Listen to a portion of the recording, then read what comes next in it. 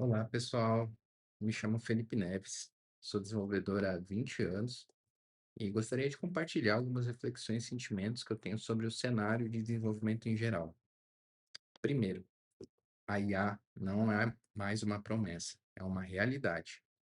Em algum momento do ano passado, eu comecei a cogitar a possibilidade de desenvolver aplicações de mercado usando IA. E foi mais uma prova de conceito para saber até onde eu conseguia chegar. E o resultado que presenciamos a partir dali foi espantoso, né? A percepção que a gente teve é que realmente a IA era capaz de substituir um dev júnior. Os resultados eles foram tão animadores, né, que eu e meu sócio decidimos converter a partir dali o nosso SaaS, que estava meio engessado e amarrado, principalmente na parte de front-end, digamos assim. E aí, né, após essa empolgação inicial, né, a gente começou a analisar melhor as coisas que a IA gerava e viu que nem tudo era tão confiável assim. E que nem tudo a gente podia ficar delegando para que os prompts fizessem.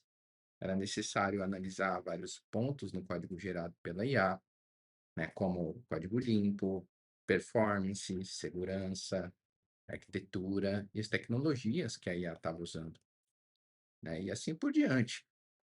Foi meio que um alerta para mim, né? Pois após várias respostas frustradas, coisas que a IA gerou errado naquela época para mim, né? Code reviews inconsistentes e vários outros detalhes que eu fui notando, né? Naquela época. Quando eu digo naquela época, foi mais ou menos no começo do ano passado, tá? Mas era algo além de um alerta, né? Ali no meu subconsciente também eu sabia que existia uma frustração, um baque, né? Um sentimento de derrota, né? E basicamente o sentimento de derrota era porque ali eu sentia que a IA ela estava matando o low code, né? E o conceito de produtividade que estava ligado a ele, como a gente conhece. É um baque porque, tipo, pô, eu já desenvolvo há 20 anos, né? A maior parte da minha experiência vem dessa plataforma de low code com a qual eu atuo, né? Apostei ali, achava que tinha alguma salvação, né, para ela, que e ela também tinha alguma coisa que já estava começando a desenvolver em dev vestido por IA, um pouco de vibe coding. Achava que ainda dava para usar alguma coisa, né, que eles vinham lançando.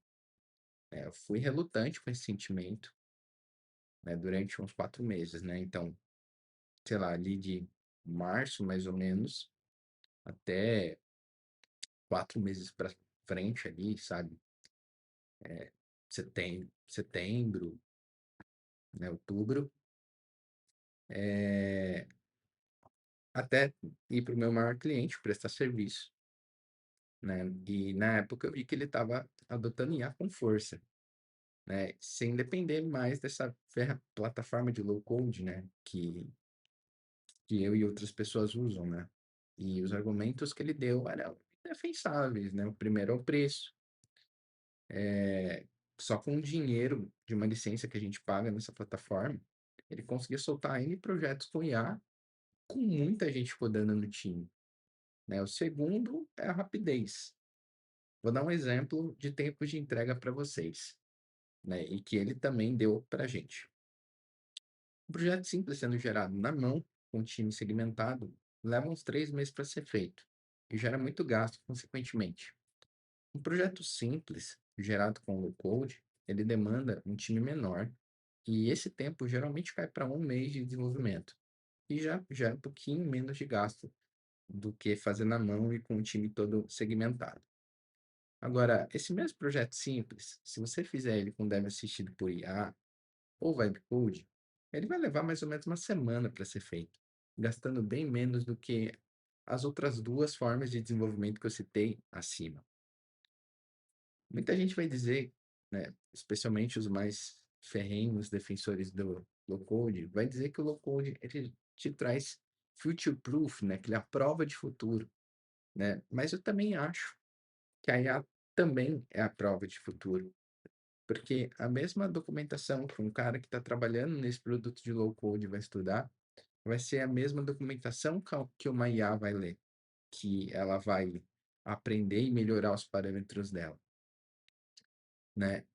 Então, assim, eu não vejo o future proof, né, a prova de futuro, como uma vantagem. Não vejo mais como uma vantagem exclusiva do low code. Até algum tempo atrás era, né? Então, isso me leva, né, para conclusão desse vídeo, né? A gente tem um novo caminho para ser seguido, né? Sobre todos os pontos que eu citei no tópico 2, eu vejo claramente que o nosso papel como devs, ele está mudando para o papel de revisores de IA, onde a gente tem que analisar tudo aquilo que ela está gerando e garantir que ela está dentro daquilo que a gente espera que seja, dentro daqueles parâmetros que eu coloquei, obviamente, né? Toda técnica e experiência que a gente criou até aqui, ela vai permitir que a gente guie a IA pelo caminho certo e que a gente consiga resolver problemas ou bugs que elas ainda não conseguem por conta própria.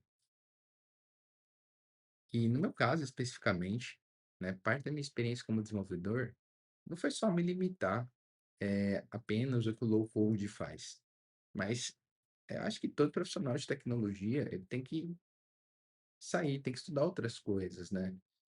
E eu, dentro da plataforma, né, que eu atuo, eu sempre acabei desenvolvendo muito em JavaScript, C Sharp, Java, Android, iOS, né? E com isso eu superava um pouco, né? Eu sempre tive esse histórico de superar as limitações da plataforma que eu trabalho, né? Para trazer diferencial para um projeto. Mas e muita gente também me conhece por causa disso, né? Inclusive, se você me conhece por causa disso, deixa um comentário aí. Não esquece de clicar no joinha, dar like, se inscrever, todo o combo aí, fazendo jabazinho.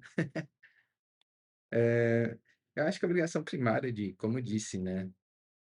Assim como eu, né? Eu acho que você, como desenvolvedor, tem sempre que estar estudando, sempre aprendendo. Às vezes a gente pode não saber o ponto mais específico, aprofundado sobre um determinado assunto ou linguagem, mas se a gente dominar os fundamentos daquilo que a gente está aprendendo, a gente tem as ferramentas necessárias, né, aqui na nossa mente para que a gente possa guiar, né, um projeto de IA, né, e muitas vezes até aprender com ele, né, sobre as coisas que ele está trazendo para a gente. Mas é importante que a gente tenha essa ciência de que, pô, ele tá usando aqui um negócio que eu não conheço, deixa eu ver como é que funciona, deixa eu entender. Acho que é importante ter essa consciência, né? E, claro, acima de tudo, né, ser humilde para admitir usar a palavra não sei, quando a gente não souber ou não tiver domínio sobre um determinado assunto, né? Mas, enfim, eu já falei pra caramba aqui e eu tô indo para um lado muito filosófico da profissão. Eu espero poder contar um pouco mais de mim e do que eu faço, né, nos próximos vídeos e eu agradeço por terem me ouvido falando até aqui. E vamos em frente. Um abraço para todo mundo.